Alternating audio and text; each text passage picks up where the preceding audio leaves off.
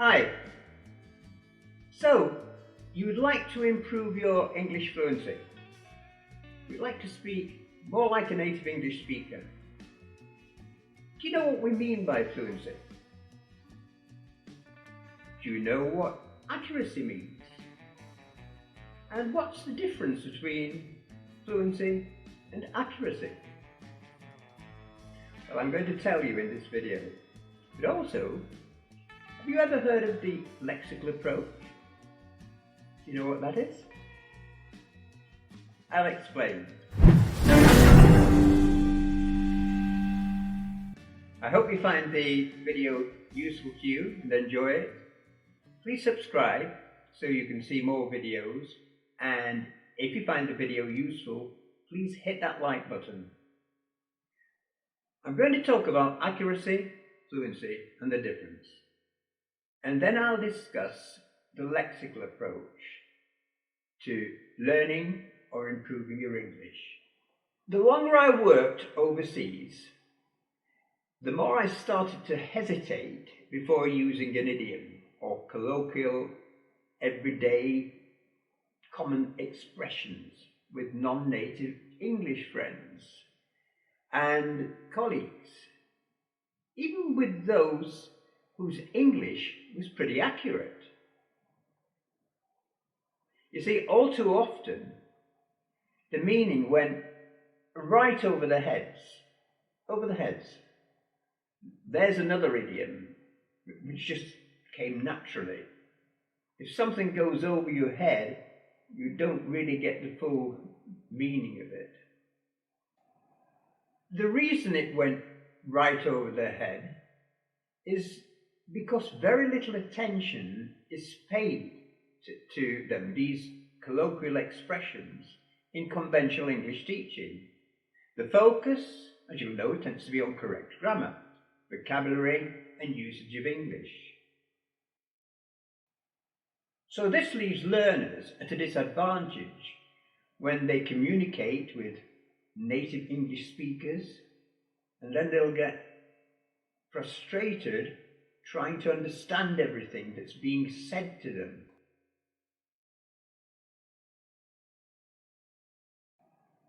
I've become even more aware of this while teaching higher level learners and helping them prepare for exams such as Cambridge Advanced English C1 and Cambridge Proficiency C2 and IELTS at scores of 6.5 and 7 and above.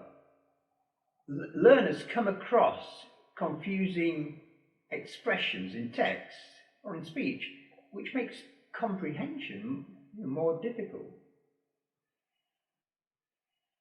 And yet knowledge and use of them is going to help them in the speaking part of the exam. You get extra marks for them. You already know some English, but get frustrated because you can't speak English, like a native English speaker,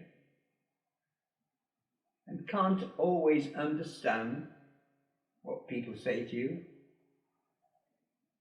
Well, here in this video, you'll find some tips and advice to help you speak English more naturally, using phrases and expressions which are used every day by people who live and are native to English-speaking countries. It focuses on lexis rather than grammar. Lexis is another way of saying vocabulary. But this video isn't a dictionary. The focus is not on individual words, but chunks of words, blocks of words, which are strung together in ways that knowledge of grammar is not always helpful in understanding. And it takes elements of the lexical approach, which I've mentioned. So what is the lexical approach? It's a method of teaching foreign languages described by a man called Michael Lewis in the early 1990s. Students are taught to be able to perceive, that's to notice, patterns of language, grammar, as well as meaningful set uses of words at their disposal. At their disposal means available to them, when they're taught in this way, using the lexical approach. But let me emphasize here, the way we use it, the way I'm suggesting that you use it, is not a substitute for grammar and accuracy. It's a supplement, an addition. Now, you may have studied English at school. You learned it by speaking to other English speakers, or perhaps by watching films and TV programs. You may even be a non-native English speaker, that is to say, a teacher of English whose first language is not English. You may or you may not be a confident speaker. You may feel that your grammar is pretty accurate. You'd benefit from learning more to improve your fluency. If you learned English at school, it's likely that, especially in the early years, the main focus was on grammar, probably with a few phrases at the very start to help you to build up your confidence. And then, perhaps you use a course book, which would progress through stages of grammar and vocabulary, often introduced in situations. Situations such as introducing yourself at the restaurant, asking for directions, at work, on holiday, in a family situation, and so on. You learn the present simple, present continuous, and then past tenses and past simple and present perfect, and ways of thinking about the future and focusing on being accurate. But then you'd watch a TV program or a film in English and get lost. I don't mean physically lost, as in losing your way. I mean losing the meaning of what was being said, and you'd become frustrated because you thought your English was pretty good and accurate. Well, at least grammar-wise. Well, here's where we need to look at the difference between what we mean by accuracy and what we mean by fluency. Accuracy. Accuracy refers to how correct your use of the language is. So, of course, we don't say, I have been to the bank yesterday. We don't use present perfect, do we? No, we use past simple. I went to the bank yesterday. The event's finished. So, we use the past simple. We wouldn't say, I wish he will come tomorrow. Of course not. I wish he'd come tomorrow. Using would. Accuracy demonstrates your ability to use the necessary vocabulary, grammar, and punctuation correctly. The skill of being accurate is particularly important for written assignments at university, such as essays, and for lab reports. Accuracy is also very important in the workplace, where a report or typed presentation, if it's riddled with grammar mistakes, riddle means there's a lot of them throughout, then it will be judged as unprofessional and reflect not only on you, but on your employers.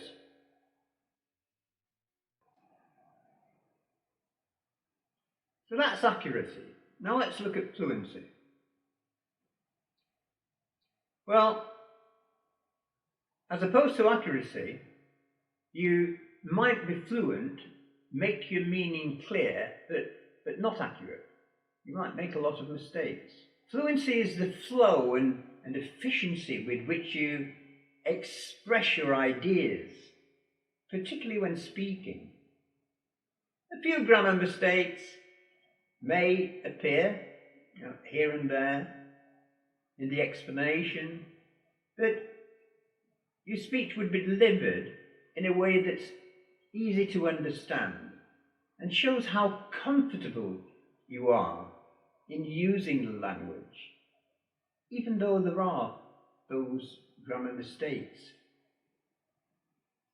In an academic or even professional setting, it's one of the skills to focus on for an oral presentation or a debate. The way you explain your topic or prove your point is smooth and clear and concise, and it's as important as the content of your presentation if you want to keep people with you, to keep them listening. And outside of the classroom, of course, fluency can help you socialise with native English speakers and avoid misunderstandings and just make your conversation more enjoyable for you and for the people you're socialising with.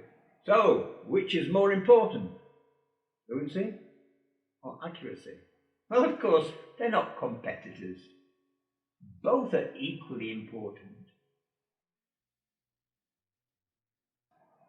When you learned your own language as a child, you didn't learn grammar, did you?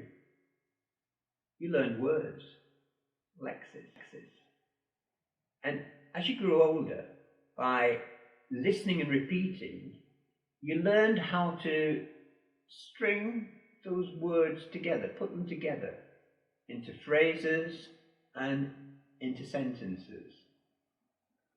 Later at school, you discovered the parts of speech and the rules of using those combinations of words. But when you were speaking, you didn't think about grammar. It just came naturally. What happens is that you, as a native speaker, as your own language, had a vast stock of what we call lexical chunks to call upon, to use as you wanted, when they were necessary. And it's these lexical chunks, these blocks of language that are vital for fluent production.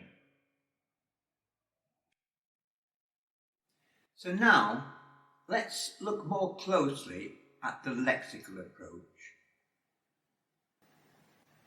It's our ability to use lexical phrases that helps us to speak with fluency.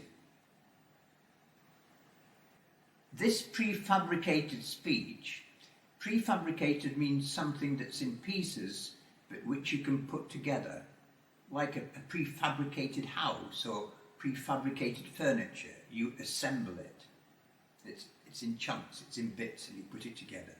So this prefabricated speech has both the advantage of more efficient retrieval. To retrieve something is to get it back, and of permitting speakers and learners to direct their attention to the larger structure of the discourse, the conversation, the explanation, rather than keeping it narrowly focused on individual words as they're produced.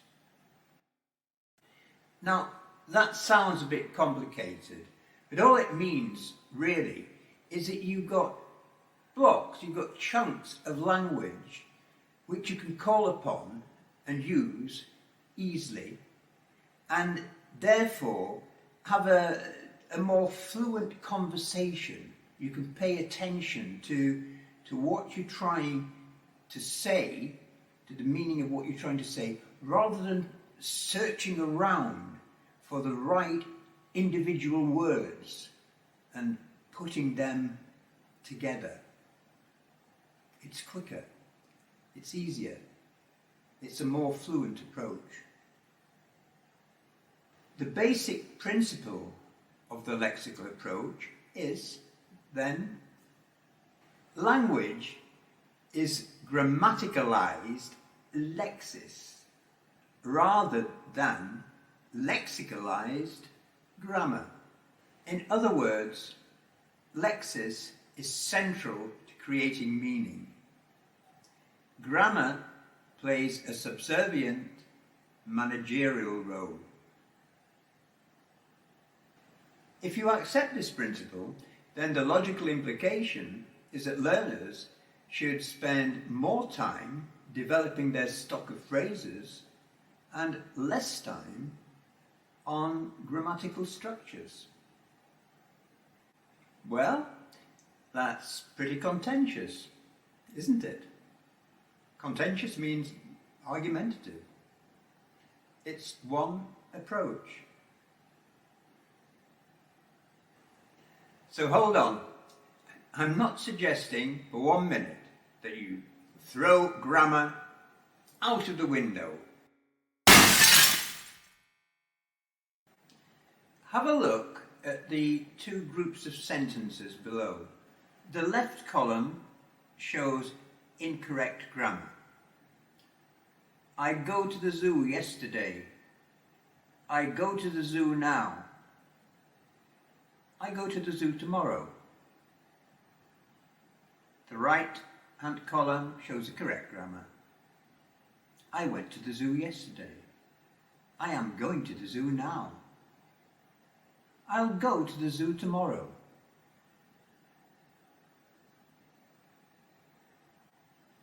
So, the sentences in the left column are grammatically incorrect, but we can understand what the speaker is saying because meaning is not carried by grammar but by lexis. So now we'll keep the correct lexis in the left-hand column, but look at the column on the right, how drastically the meaning of the above sentences would change if tomorrow was used instead of yesterday, or if park was used instead of zoo. Let's look again so I can try to make it clear. Above, in the left column, the grammar is incorrect, but we can understand what the speaker meant, can't we? I go to the zoo yesterday. He or she went to the zoo yesterday. I go to the zoo now. He or she is going to the zoo now. I go to zoo tomorrow. He or she will go to the zoo tomorrow.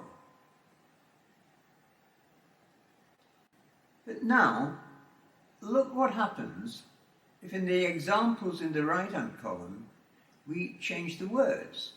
We change the lexis, but keep the grammar correct. In the right column, by replacing yesterday with tomorrow and zoo with park, it's not the wrong grammar that changes the meaning, but the lexis, the vocabulary, the words tomorrow and park. So now we can't understand what the speaker is saying. Can you see that? And the importance of lexis in imparting meaning, in getting over the meaning. But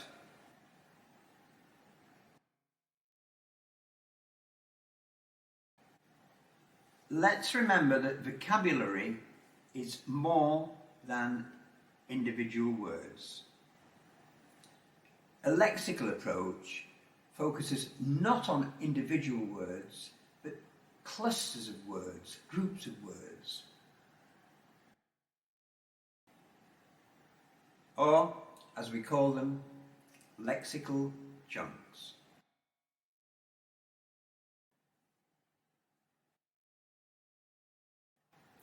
Fixed expressions, semi-fixed expressions, collocations, phrasal verbs, or idioms. So, let's have a look at some of these. Here are some examples of fixed expressions. As a matter of fact, you use a matter of fact to give more details about something that's been said, or an explanation of it, or something that contrasts with it. English is difficult. No, as a matter of fact, it's quite easy. Upside down. Well, up, the upside is down. My cup is now upside down. Fortunately, there was no coffee or tea in it. I remember at school, we used to have another word for it, children have another word for it, topsy-turvy. And once we were given an essay title, and I was very young, I think it was primary school, to write about a topsy-turvy world, a world in which everything was upside down. And I remember thinking that, well, that's illogical, really, because if everything was topsy-turvy, upside down, then to everyone living there, everything would seem normal. So I didn't choose that title. Topsy-turvy, upside down. If I were you, of course you'd know this one as a second conditional. It's usually used when you're giving advice. If I were you, I'd study harder. If I were you, I'd go to the party. You might enjoy it. A long way off? Of course, it can mean distance. The town is a long way off. The sea is a long way off from where we live. But it can also be used for time. The time when I can speak English fluently is a long way off. So it's not only used for distance, it can be used for time expressions as well. Out of my mind. I'm going out of my mind. This has a couple of meanings. It can mean, if you say someone is going out of their mind, you could mean that they're going mad, they're going insane.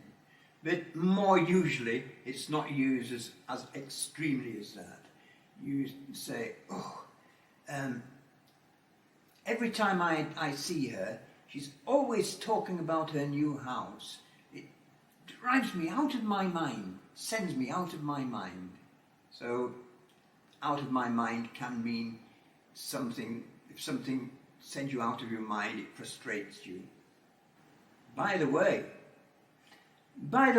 is used to introduce something into the conversation that's not directly connected to what you talk about.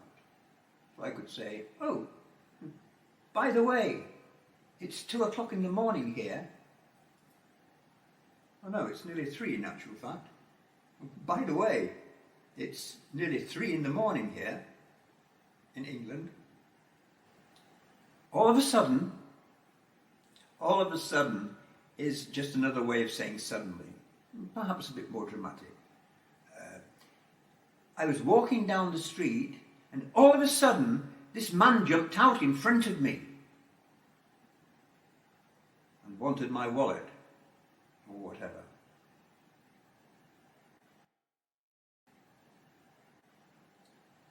Not too bad, thanks. Not too bad, thanks is typically English. Someone says, how are you? How are you doing, Steve? I could say, okay, thanks. I'm fine, I'm well. I can also say, not too bad, thanks. Not too bad, not too bad. Which basically means the same thing as I'm okay. I'm alright. I'm fine. You can extend not too bad thanks to not too bad thanks. Could be better, but not too bad. Thanks.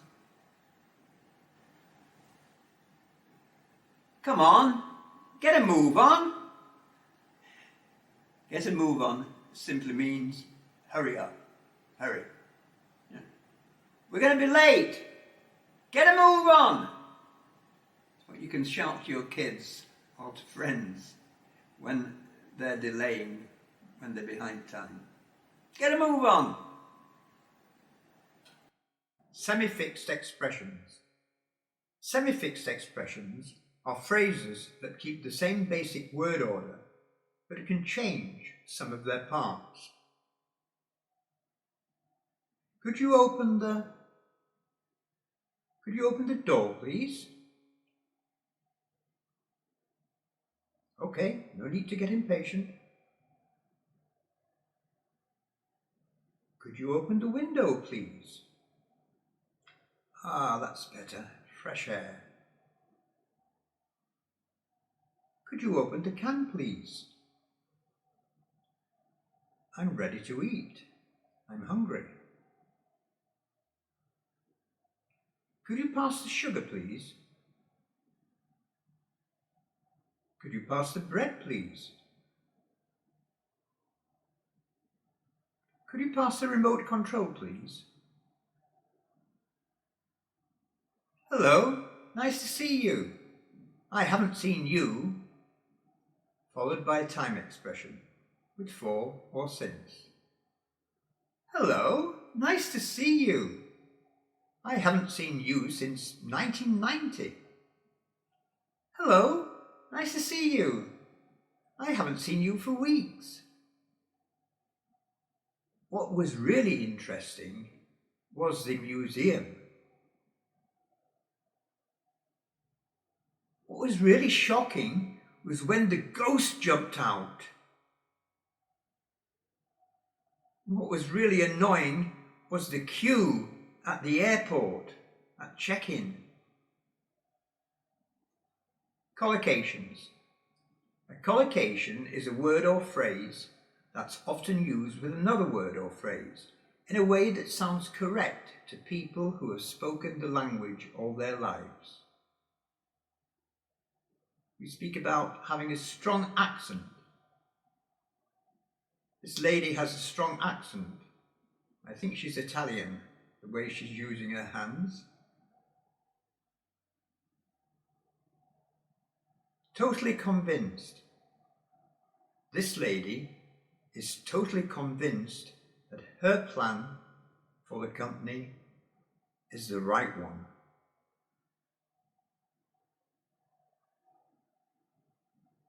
Terrible accident. Did you hear there's been a terrible accident on the motorway? Many cars involved. A heavy smoker. This man is a heavy smoker. It's bad for his health.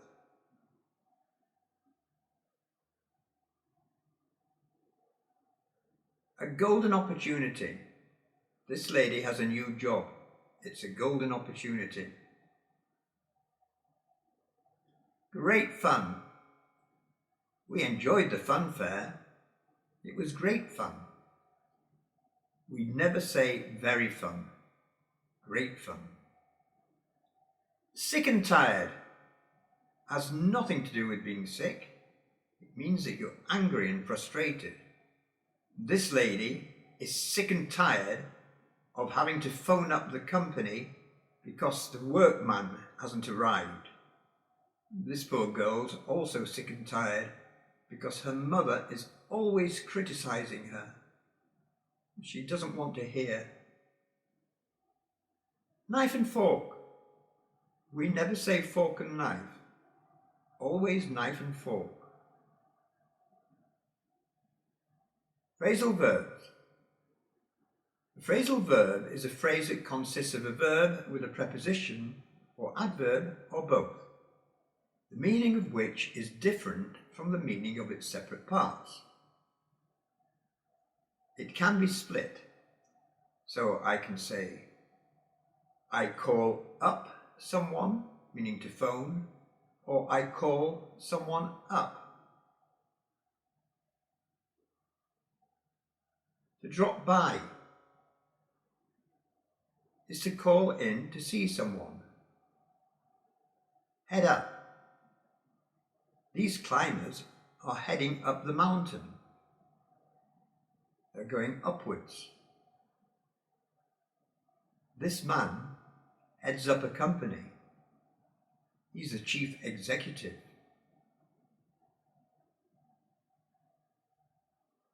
Leave off has different meanings.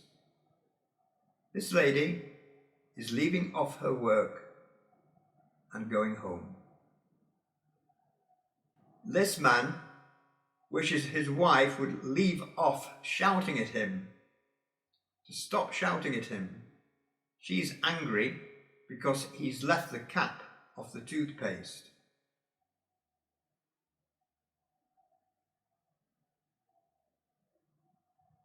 To grow out of. This girl has grown out of her jeans. They're too tight. The same with this lady. She's grown out of her jeans. It looks like she's put some weight on. These boys have grown out of playing video games. They're older now. Look down on. Of course, we can look down from our apartment, look down at the scenery below.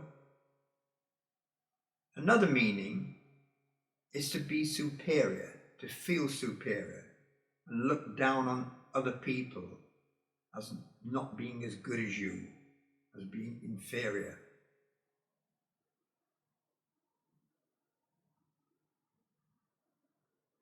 Shrug off. To shrug is to raise your shoulders. To shrug off is to say, oh, it's not very important. The problem is not very important.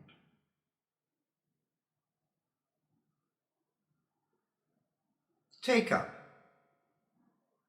You take up a new hobby. My grandma's just taken up hang gliding, and she's 86.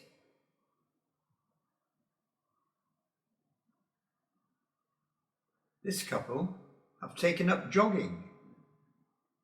They're thinking about entering a marathon next year. Switch off.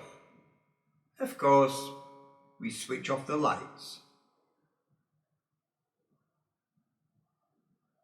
We can switch off the television. This lady is switching off her computer, and she's also switching off herself. She's relaxing. She's becoming switched off. This guy seems switched off. He's not very with it about something, not very bright about something. He's not switched on.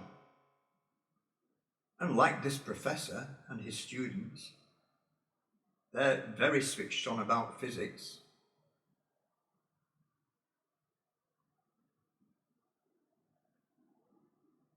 Wear out. This man's socks are worn out. You can see his toe. These jeans are worn out. It looks like they need repairing. Or maybe it's a new fashion. This man is worn out. He's tired. He's had a long day at work. He's ready to go home. Flat out. These workers are working flat out to finish product.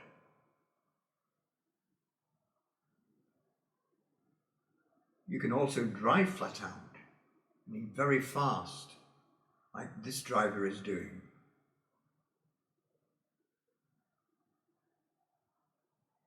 Hard up. If you're hard up, you've got little money, or none at all.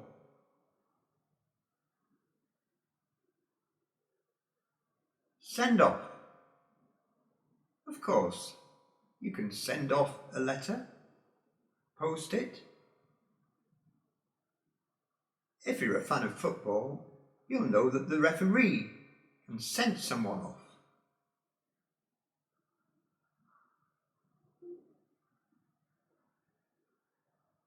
Call off. Call off means to cancel.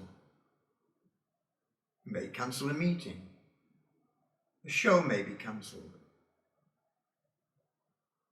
This poor girl is sad because her fiancé has called off their engagement. Idioms. An idiom is a group of words in a fixed order that has a particular meaning that's different from the meanings of each word on its own. Now, some you can work out the meaning of, but others are really obscure and you just need to know them. Let's have a look at some. To make ends meet. To make ends meet means to pay for the things that you need to live. He's just lost his job and he's finding it hard to make ends meet.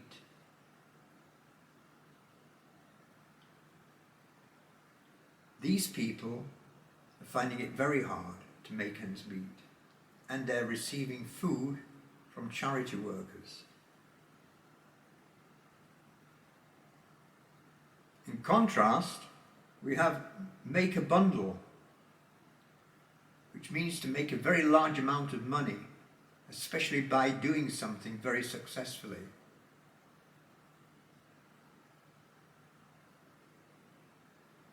In broad daylight. If you say that a crime is committed in broad daylight, you're expressing your surprise that it's done during the day when people can see it, rather than at night.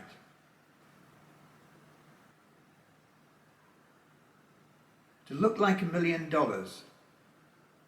If you feel $1 million, or feel like $1 million, you feel very attractive and well dressed.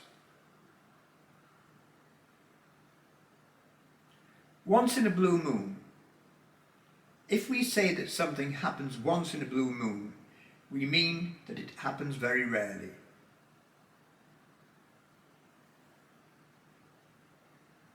To give someone a hard time is to criticize, annoy, or make trouble for someone. This woman is giving her husband a hard time. Perhaps he hasn't collected the firewood. This man is giving his team a hard time. I'm glad he isn't my boss. To run out of time means to have no more time to do or complete something. We ran out of time and didn't finish the project. This man is late. He's run out of time to catch his train. To be ahead of time. If you do something ahead of time, you do it before a particular event or before you need to be well prepared. This man has arrived for his appointment interview. Now he's getting impatient. To break the bank means to be very expensive or too expensive, to cost a lot of money.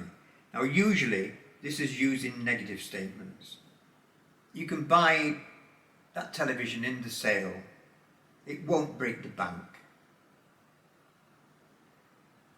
At the crack of dawn means early morning.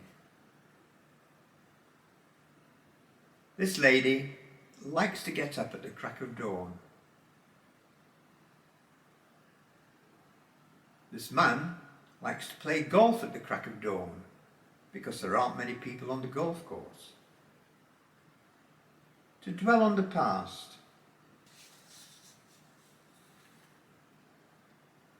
To dwell on the past is to think too much about a past event or events to the point where it upsets you.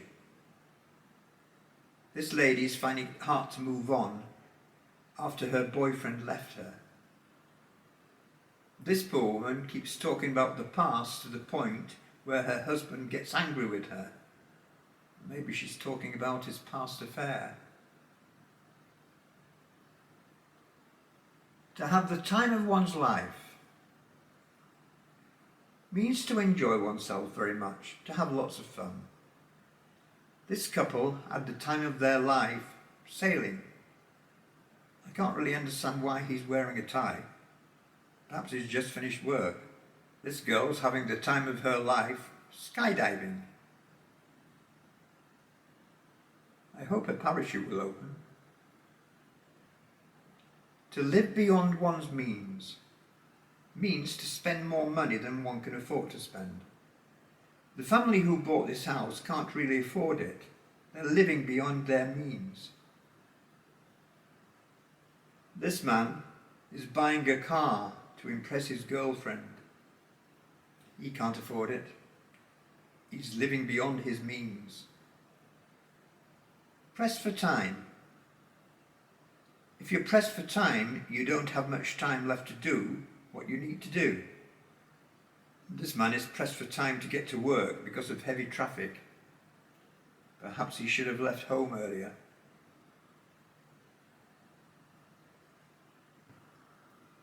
To go Dutch. To go Dutch has nothing to do with the people from the Netherlands, Holland, who are called Dutch. They're Dutch people. What it means is to share the cost of something, especially a meal, to pay for your own meal. There's a historical meaning to going Dutch, but we don't have time to go into that now.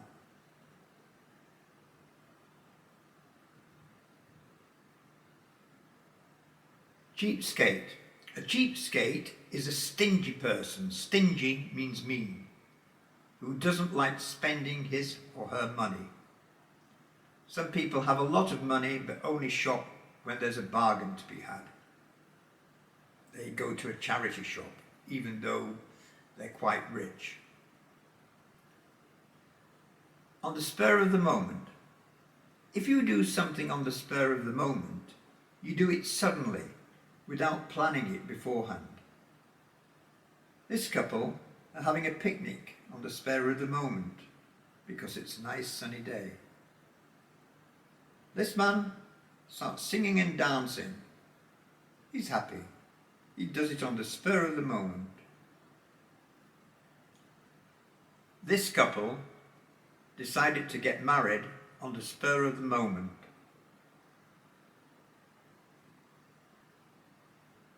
To go with the times means to change, move on, to become more modern, because attitudes or fashions are changing. This man always buys the latest phone. He goes with the times. This woman goes with the times by keeping up with fashion. The older man hasn't gone with the times and can't work out how to use the laptop. If you're under the weather, you feel ill, unwell, sick. This girl has a bad cold or flu. She's under the weather. She's not going into work. This lady too feels under the weather. She's taking her temperature. Comparing apples to oranges. This means to compare two completely different things, that it's useless to compare. For instance, you could compare trucks and cars. What's the point? To pig out. I think this one's fairly obvious. To eat to excess, to eat too much, to be greedy. This girl's pigging out on a large beef burger. This man enjoys his food so much, he pigs out even while he's working. We can tell by the size of him. On the ball. To be on the ball is to be skillful. This football player is on the ball. He plays very well. Also, if someone is on the ball, they're knowledgeable, alert, and deal with things quickly and intelligently. This lady is on the ball. She even takes her work home. This scientist is on the top of her job. She's really on the ball. It's raining cats and dogs. Now, this is an English idiom that most people know, and it's not one which I ever use. I'd be more likely to say it's pouring with rain, it's pouring, or it's throwing it down.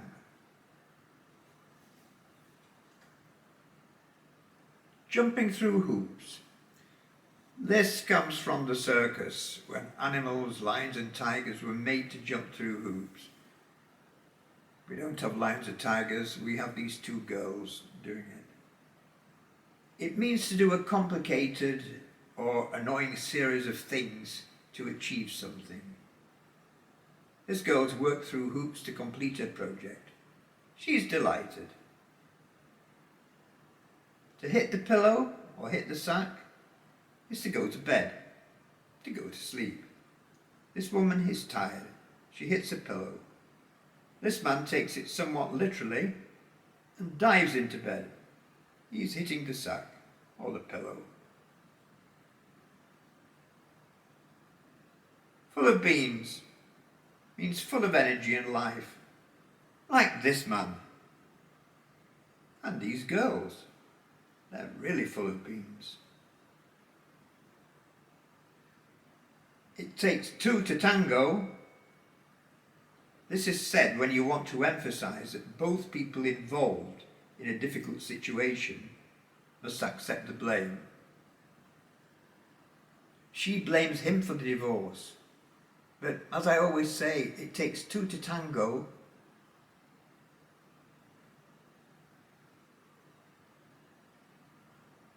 Bat out of hell means moving extremely fast. Bats move fast. If they were escaping hell, they'd move even faster. This motorcyclist is riding like a bat out of hell. You'll probably have an accident. So now, having explained the importance of lexis and what the lexical approach is, let me ask you, are we on the same page? Well, that's another idiom. It's often used in business. It simply means, do we agree?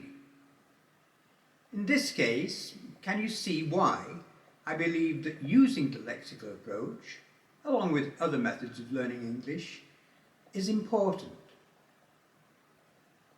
Let me please emphasize once again that the lexical approach is not a substitute for learning grammar. As a sole method of learning English, it would attract a lot of criticism. All these phrases and expressions are really useful to improve fluency. But to solely attempt to learn English using them would be problematic. Of course, you need to be able to continue and add to a conversation. And to do that, you need to be able to construct, as well as using these prefabricated chunks, as I've called them. But the chunks are very valuable aids to more fluent speaking. You can grab them as required, and they'll make your speech sound much more fluent, much more natural.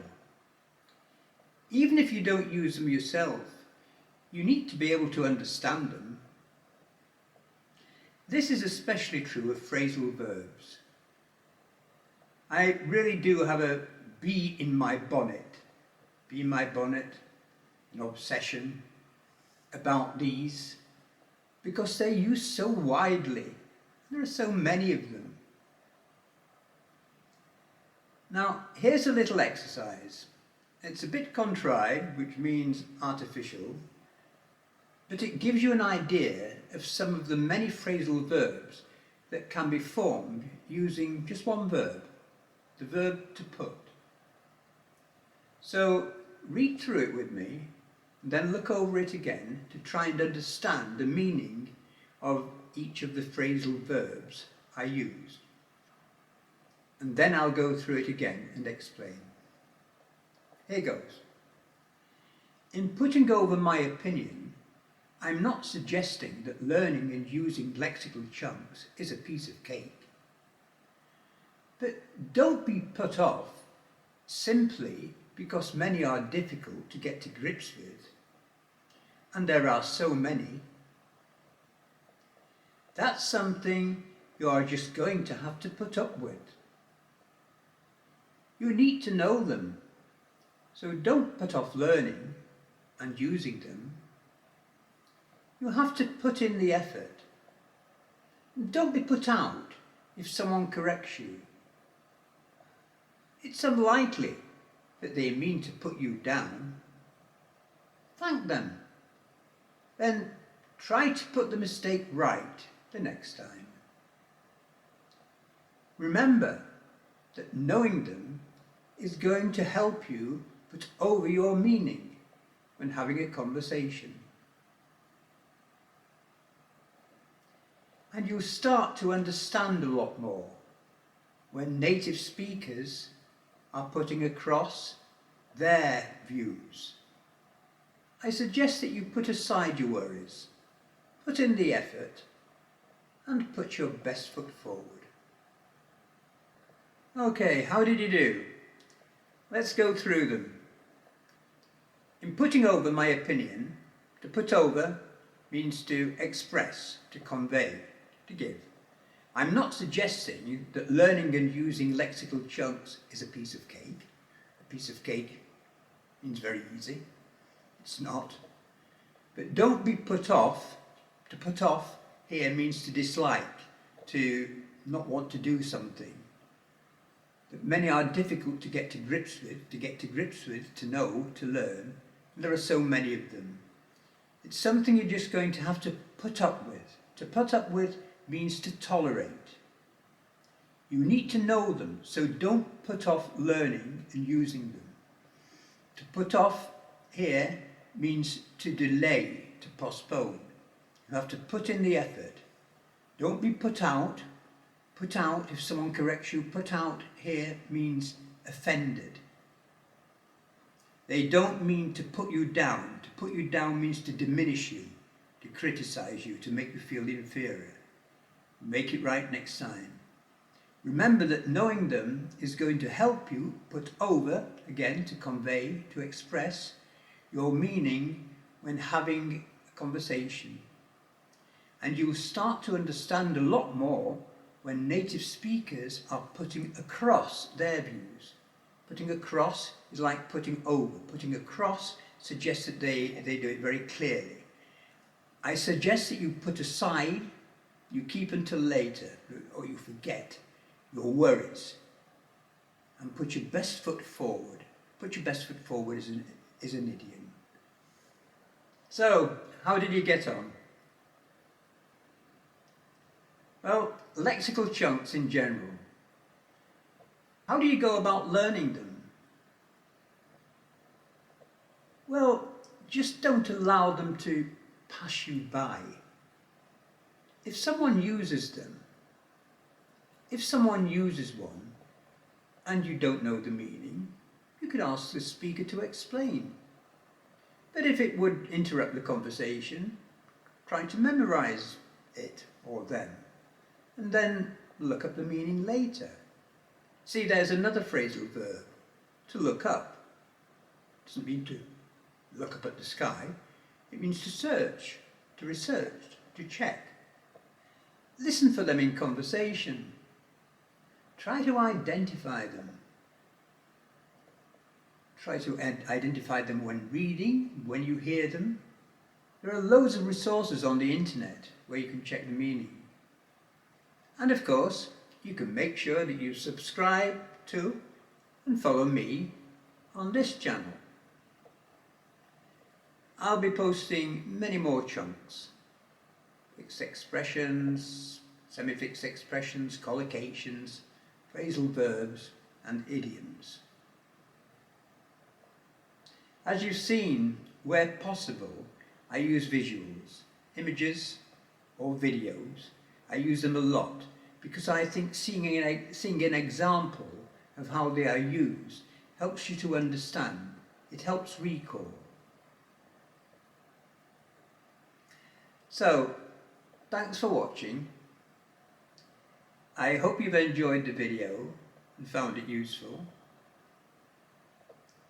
Do hit the subscribe button, and please feel free to ask any questions in the comments section. You can also join my private Facebook group and subscribe to my website for more information and for lessons. The details are below. You can download a free PDF of all the expressions I've used in this video, and here is the link. So, until next time, bye from me. Bye for now. Cheers.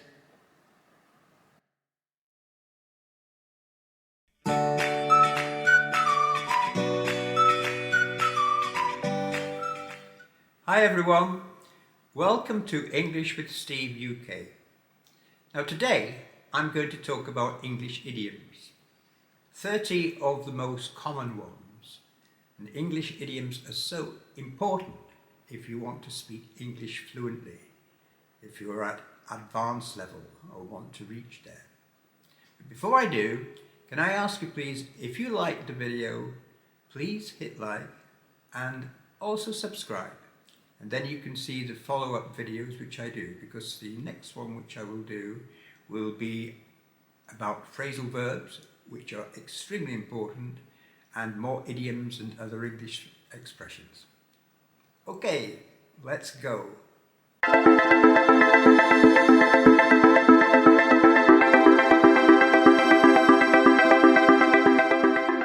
Let's start with a piece of cake. Now, a piece of cake means something that is very easy to do. Learning English idioms isn't a piece of cake. I'll come back to that in a minute.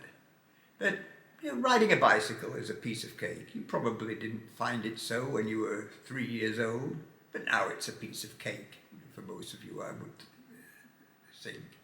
So, a piece of cake. Why we say a piece of cake? I have no idea whatsoever. As I say, learning English idioms isn't a piece of cake. They're hard to memorize. You can only really get to know them by use, by familiarity. And their importance is as much for listening so that you're understanding as it is for speaking. By all means try them. No one's going to criticize you too much if you get them wrong. They'll correct you. But be wary, be a little bit wary until you know about them. Some you may even use in an exam. A piece of cake is one of them. The examiner asks you how your English journey, your learning English journey has been, and you can say, oh, okay, in the main, learning the use of the passive wasn't exactly a piece of cake, but that was a long time ago, that kind of thing. So they are with the first one, a piece of cake. To pull someone's leg, to make someone believe that something's true, you use it as a joke, you trick or lie a bit to someone in a playful way. Now it can be funny, it can also be very irritating and embarrassing at times. Again, where it originated, I don't know. But you'll say something and we'll go, oh, really? You say, no, I'm just pulling your leg. I'm just pulling your leg. Don't worry about it. Be careful how you use it, and don't pull someone's leg if they're going to be upset about it.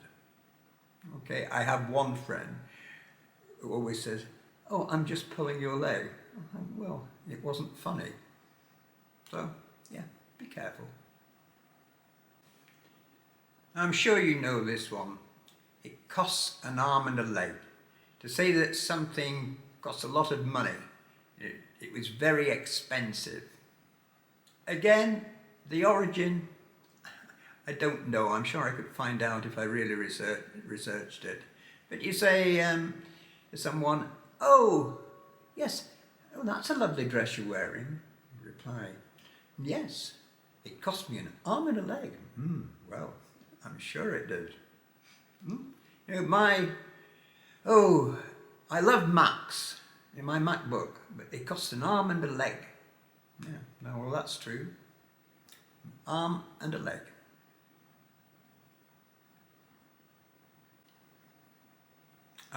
Here's one that everyone seems to like.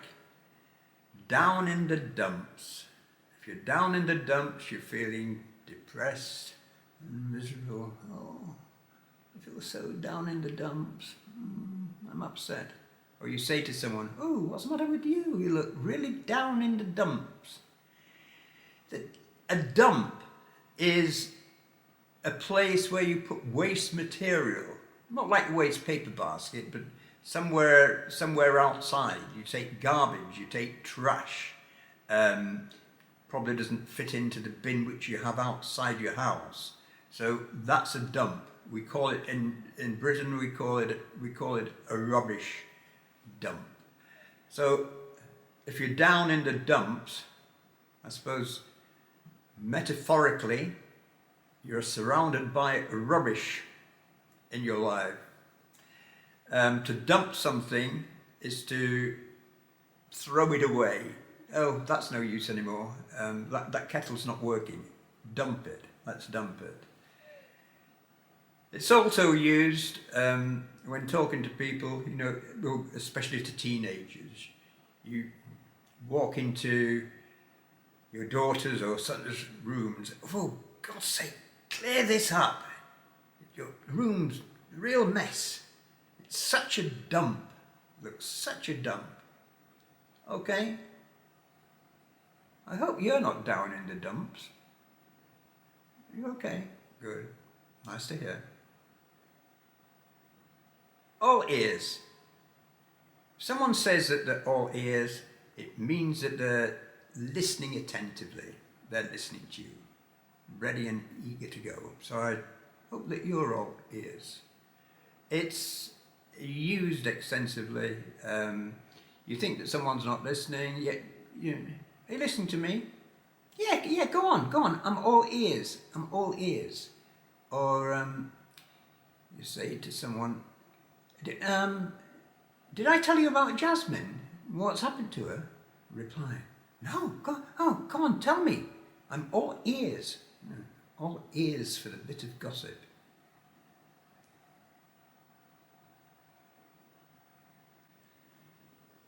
To have a bee in your bonnet. If you've got a bee in your bonnet, it means that you're obsessing about something. You can't stop thinking about it.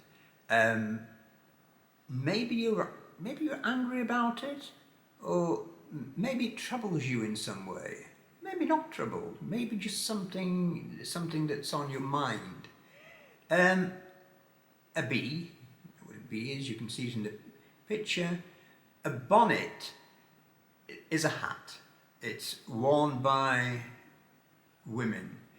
The one in the picture is more like a straw hat. A bonnet was worn in old-fashioned times, back in the 19th century and before. It had a wide rim around it. That was a bonnet. So if you had a bee underneath it, you can guess it would be, gosh, on your mind all the time.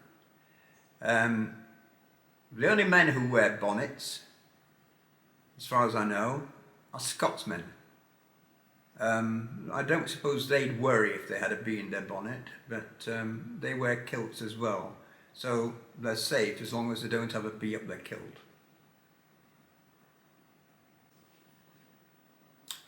To bite your tongue.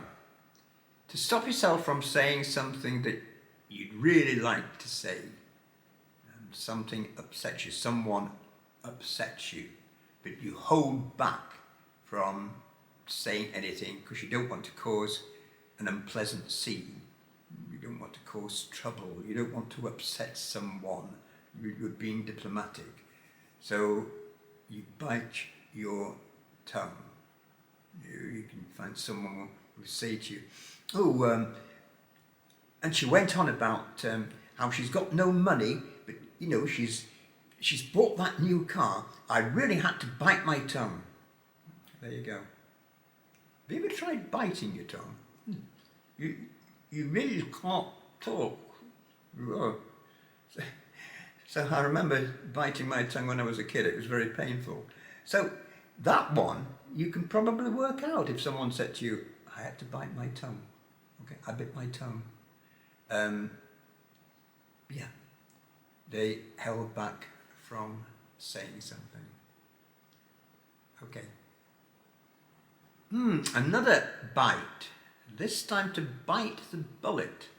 To force yourself to do something even though it's unpleasant or difficult. To be brave and face up to a difficult situation.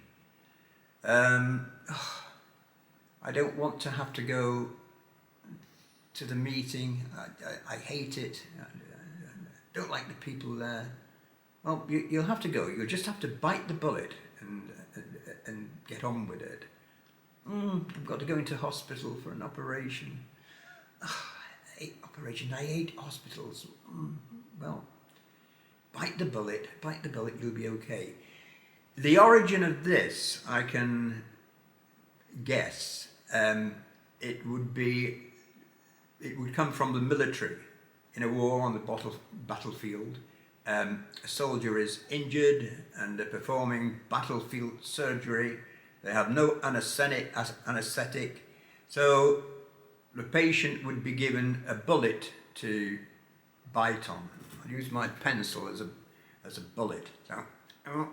So he can't, we're back to tongue again, so he can't bite his tongue when he's in pain.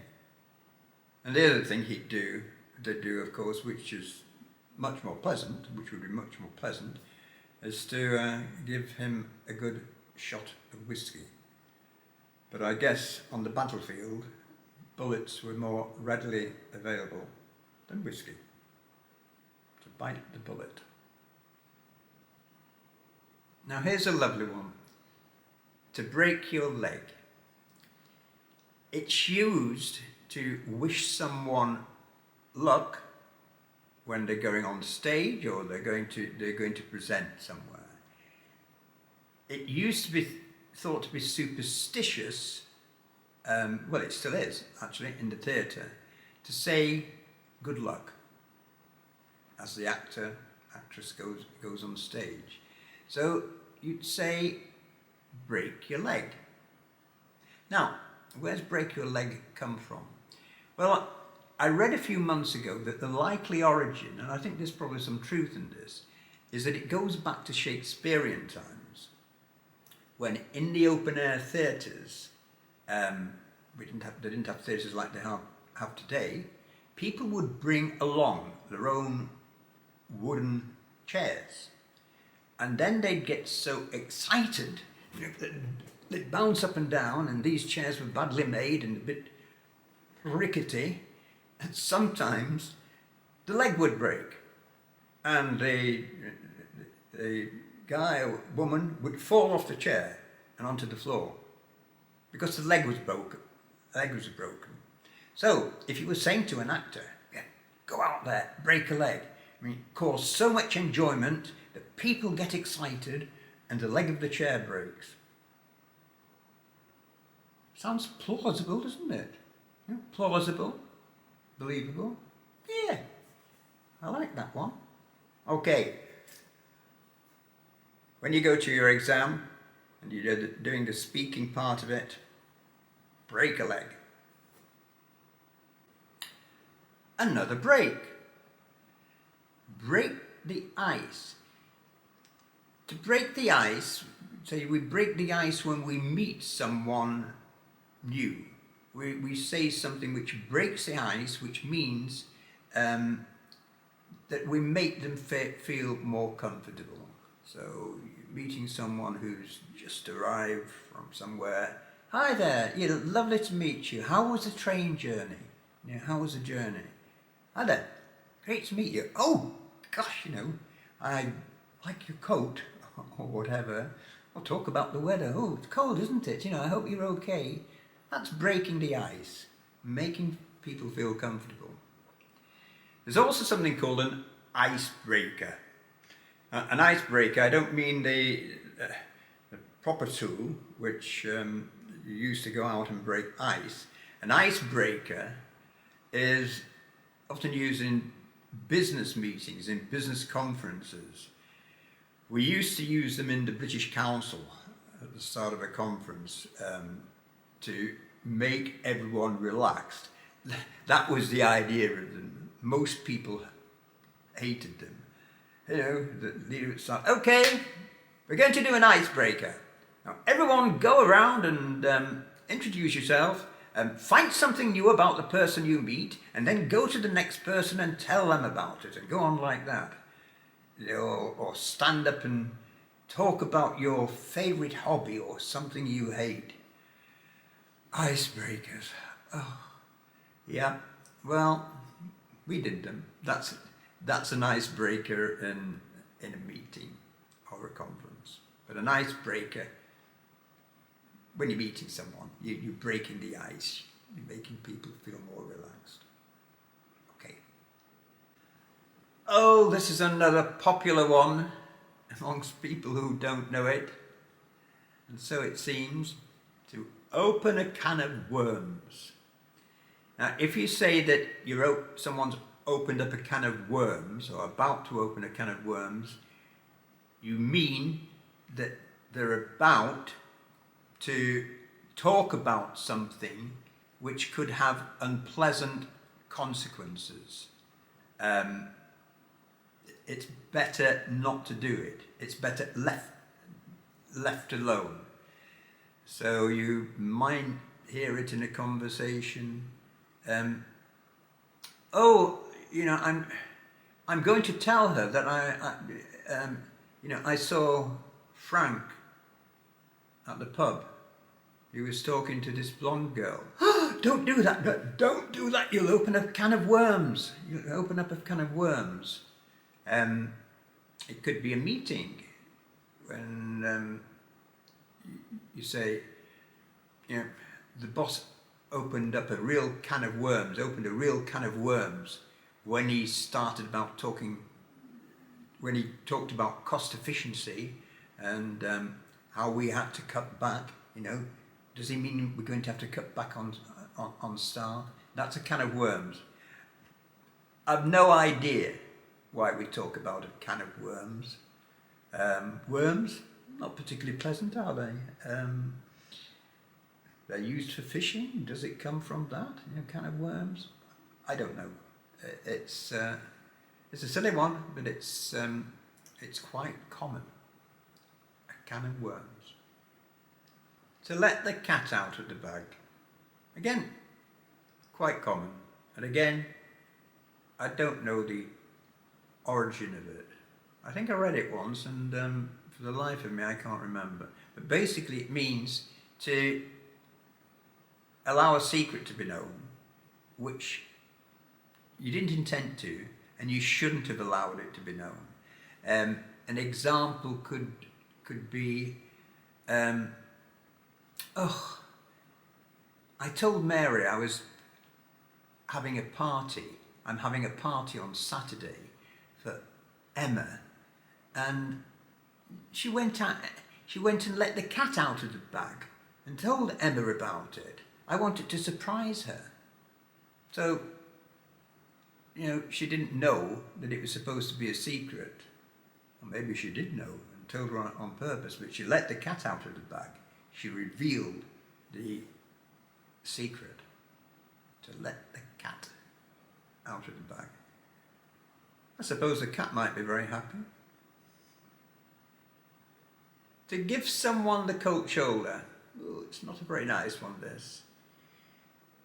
This is if you meet someone and they ignore you, okay? With your shoulder, they turn it away from you. I mean, that's figuratively speaking. They intentionally ignore you. They show you no interest. It can be quite upsetting. You know, hey, yeah, I saw Frank when I was out shopping. We passed within 2 meters of each other, and he didn't even look at me. I'm sure he saw me. He just gave me the cold shoulder. Yeah, I wonder if I've upset him. The cold shoulder. Origin? I don't know. I'm sure there's a good explanation for that one, but what it is, I don't know. With a lot of these idioms, you can actually research them if you have the time. You can go onto Google, and in actual fact, I have a book about them, but I don't want to spend too long talking about them. But I'm sure you'd find the origin of that one. Okay. Well, this is an obvious one, isn't it? To drink like a fish. If someone drinks like a fish, it means that they drink a lot, probably too much. Now, there's one which I'm sure that you'd understand if someone said it to you. Where's Tom today? Oh, I don't know. He was going out last night. You know what he's like. He drinks like a fish. You know, he probably has a hangover this morning, so that may be why he's not here. So he drinks like a fish. Do you drink like a fish? No, of course not.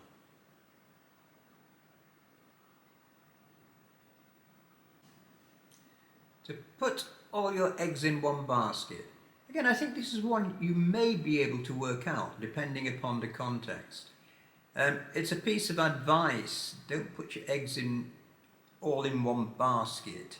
You just don't concentrate all your efforts, or it could be money, on one particular venture, which may succeed, but it may not succeed. So if it relates to money, it could be that, I have some money to invest, okay? I've got $2,000, £2,000 or whatever. What should I do? I know. Frank's starting a new business. Maybe I should give it to him to help him. Someone says to me, no, don't put all your eggs in one basket, okay? Use half of the money. Don't give it all, you know, you might lose it all. So that's the idea. Just be careful what you're doing with your money or with your effort. To give someone a hand, this one's fairly easy to understand, isn't it? Or is it? You give someone a hand or lend someone a hand, it means you're helping them. You'll find people saying to you, excuse me, do you mind giving me a hand with this? It's a bit heavy, can you help me carry it? Or a friend saying, hey, can you give me a hand with this homework? I just don't understand this English grammar or this idiom. Give me a hand. Here's my hand. Okay. To have your cake and eat it too. To have or do two good things at the same time. And it's impossible to have them both, to succeed at both, for both of them to work out for you. So you might say to someone, or about someone, Tom says that he wants a relationship with Mary, but he spends all his time in the pub with his mates drinking. You know, he can't have his cake and eat it too. Again, why we say that, I'm not sure. It always reminds me of Queen Marie Antoinette in the French Revolution, when the people were crying out for bread and saying, "Let them eat cake." But I can't really see the relationship there. It just reminds me of it. Let them eat cake. Have your cake and eat it too. Keep your head above water. Yep, this is quite a common one. This means being able to manage. It says here especially in financial difficulties, but it's used in other circumstances as well. Richard's trying hard to keep his head above water. You know, he's been fired. He's got no money coming in, so he's struggling to keep his head above water. But it can be used for other things as well. Maybe you've got too much work on. Someone says, "Hey," we'll use another idiom here. We can say, someone comes along to you and says, "Hey, you know, can you give me a hand with this? I'm sorry, I'm so busy at the moment. I can't. I can hardly keep my head above water with what I've got to do at the moment." So it can be used in that way as well. Again, quite common.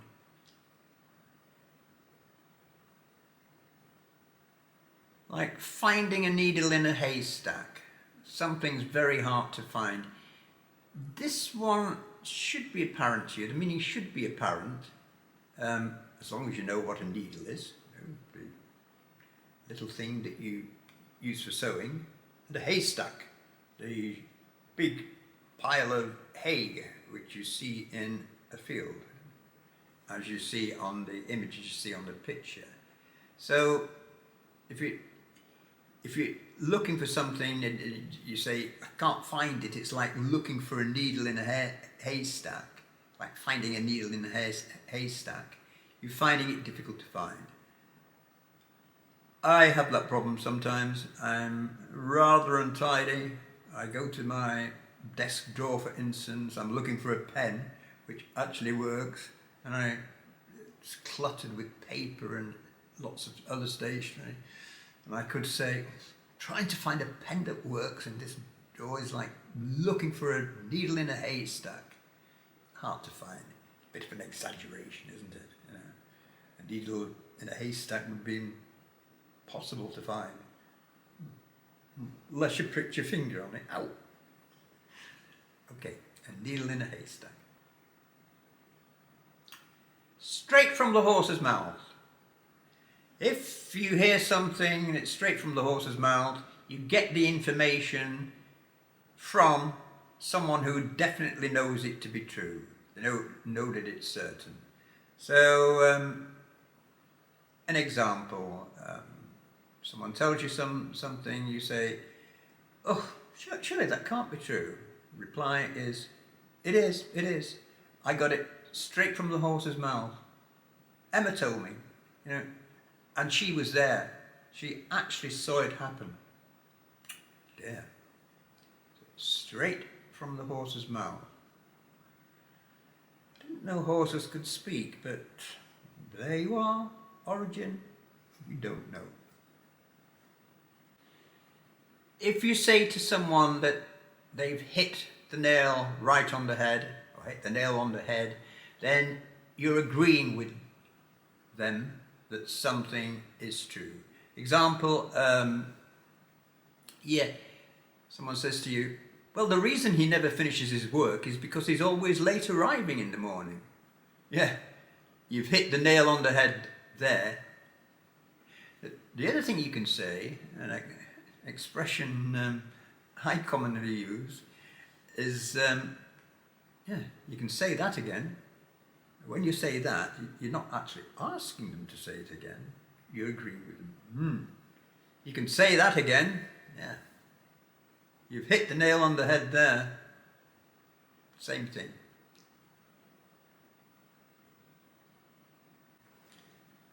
Out of the blue. Oh, this is a lovely one. Well, hopefully it is. Anyway, someone says to you, hey, I've just had a stroke of luck. My uncle left me £10,000 in his will. Came out of the blue. Oh, he's just won the lottery. Came out of the blue. Didn't expect to. Of course, it could be something sad. Could be something unpleasant. Did you know that she's left him? Oh, really? Yeah. She's so upset. Complete surprise. She thought they were quite happy together. Very happy together. And he's gone off. Just happened out of the blue. So, a complete surprise. I like to think of it in happy situations when something nice happens. Out of the blue. Oh dear, seeing red to see red. If you see red, you're suddenly very angry. Oh, you can hear this in conversation. And you know, he said, it's such and such a testimony. I really saw red when he saw that. I was so angry. Did you tell him so? No. I bit my tongue. Put two idioms together there. So seeing red is someone feeling angry. Like a red rag to a bull. In the bullfights that they had in Spain, it was said that the red rag, which the toreador, matador used to entice the bull, the red made the bull angry. I also read somewhere a long time ago that that's not true. I don't know. If anyone from Spain can shed light means to reveal the truth about that, please let me know. Red rag to a bull. But seeing red, if a person sees red, they are angry. I don't know about bulls. If the shoe fits, wear it.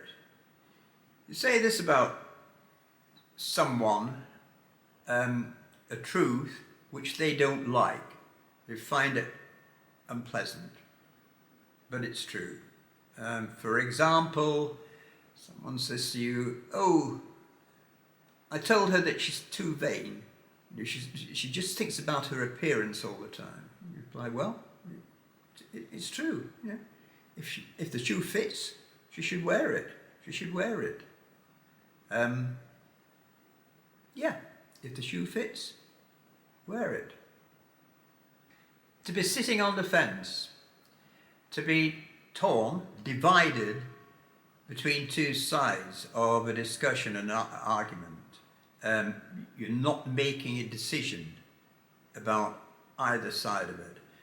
Example, I'm going on holiday with Harry and Meghan. Harry wants to go to the beach. Meghan wants to go to the mountains. I'm not sure. I'm sitting on the fence about it. Sitting on the fence to not take sides, to be thinking about it. Well, that's convenient. To sleep on it. I didn't plan this sequence. To sleep on it follows nicely from sitting on the fence. You're trying to make a decision. You're not sure which way to go. So you say, I'll let you know tomorrow. I'll sleep on it. You want to think on it. You want to think about it. So yeah, to sleep on it. You delay making the decision. And then you wake up the following morning and you still haven't made a decision. We still say it anyway. I'll sleep on it. Sometimes it's just a way of postponing things. The best thing since sliced bread. Now this is a funny one, and still used quite often. It's hyperbolic. Hyperbole means something which is exaggerated, and it's something which you say that something new is excellent. Okay, it's really great. You think it's terrific. So you say, "Oh yeah, you know, I really love it. That this new watch I bought, best thing since sliced bread. It does everything. Tells me the time, talks to me. I can phone on it, whatever." This is true actually. My thermos coffee mug, it's the best thing since sliced bread. Keeps my coffee warm for hours. Excuse me. Best thing since sliced bread. Sliced bread, a loaf of bread which was sliced and then wrapped, was introduced into Britain sometime in the early 20th century, and it became popular. Before, of course, bread had to be carved with a carving knife and sliced, and then bread, as a convenience product, was packed already sliced. We must be terribly lazy, we British, at times. And I remember we ate, I still do eat sliced bread, but eating it as a kid, and actually some of it was not very good. It was very, very soapy, very, very tasteless. Now I'm pleased to say we have sliced bread, which is pretty tasty. You know, good wholemeal bread, granary bread, so it's okay. Sometimes I do like to get the loaf and slice it myself. But it's a humorous expression, okay? You don't mean to make comparisons with sliced bread. It's just an expression which has come into use, which is quite funny. And you'll hear it quite a lot, you know, okay?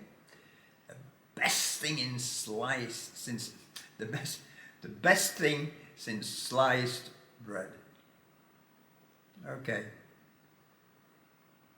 Don't cry over spilt milk simply means don't be upset about something which has happened which you can't reverse. You can't change the situation.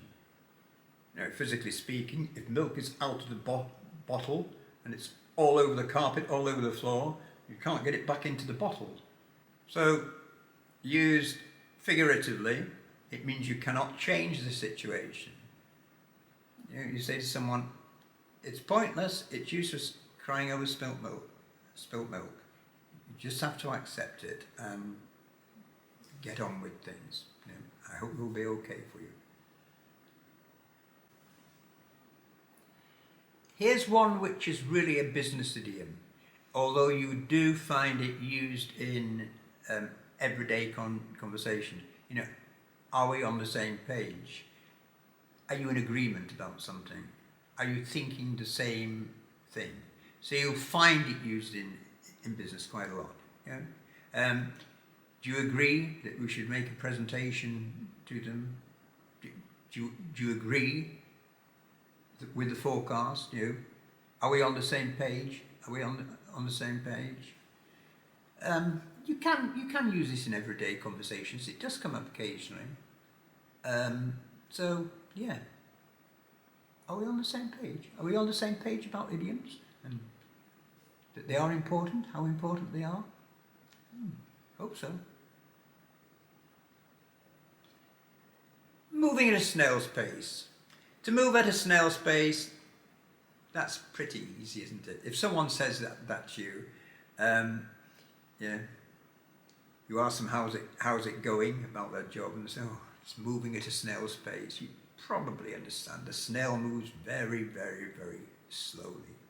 So their task is moving very slowly. They've got too many reports to write or whatever. You're walking with someone, with your partner, and he or she says to you, come on, hurry up, you're moving at a snail's pace. You're looking in all the windows and admiring this the sights, we're going to be late, stop walking at a snail's pace. So that's an easy one to finish with. Well, I hope seeing those idioms has helped you. You may know a lot of them, you may not. If you don't know them, then watch the video again. But sometimes it's hard to memorize. Okay, but at least now that you've seen them, if they occur to you, they may trigger something in your head and you'll know what they mean. You can try and use them. The more important really to understand when someone's saying something to you, then you get used to them, then you can start using them yourself. They're part of the lexical approach to learning language, which helps fluency. The lexical approach is taking language in chunks, knowing chunks of language, like idioms and phrasal verbs and collocations and other expressions, fixed expressions, semi-expressions, which I'll be doing a video about later. That's how you learn a language as a child. And idioms are part of that. I suggest that they're not as important as phrasal verbs, which we use so often. I consider really important. But we do use idioms. Don't let people tell you that they don't. Not idioms like it's raining cats and dogs. That seems to be one that everyone's familiar with. I never use that. It's pouring down, it's throwing down, or it's down. Rude ways of saying it. But I don't use it's raining cats and dogs. The same with idioms. There are some which are obscure, archaic, old-fashioned. We don't use them. But others are popular. A needle in a haystack is very popular. A piece of cake is very popular. Out of the blue, over the moon, which I haven't included here. Oh, I'm over the moon. I'm really happy. Over the moon with my exam result. Yep, used a lot. And you'll use them less in writing, of course, but you will use them in speech. And if you're taking an exam, it could be useful to throw one or two into your speaking, but don't overdo it and sound contrived. Okay, hope it's been helpful, and see you again soon. Bye-bye.